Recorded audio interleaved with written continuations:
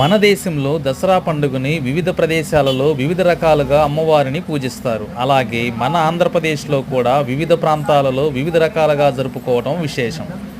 బేతాళుడిని నిలబెట్టి పూజించే ఒకే ఒక్క ప్రదేశం పశ్చిమ గోదావరి జిల్లా వీరవాసరం. ఈ ప్రాంతంలో జరిగే ఉత్సవాలకు వీరవాసరం ఏనుగుల సంబరం అని పేరు. ఇక్కడ ఉండే ఏనుగుల గుడిలో మొదటి రోజు నుండి 9 రోజుల వరకు బేతాళుడిని నిలబెడతారు. బేతాళుడు అంటే వయసైపోయిన బ్రహ్మచారి. 9 రోజులు ఈ బేతాళుడు నియమనిష్టలతో అమ్మవారిని పూజించాలి.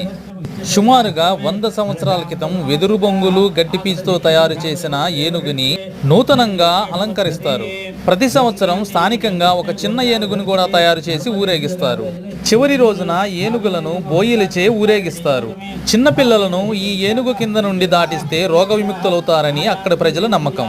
తూపు చెరువు కట్ట వరకు ఈ ఊరేగింపు కొనసాగుతుంది.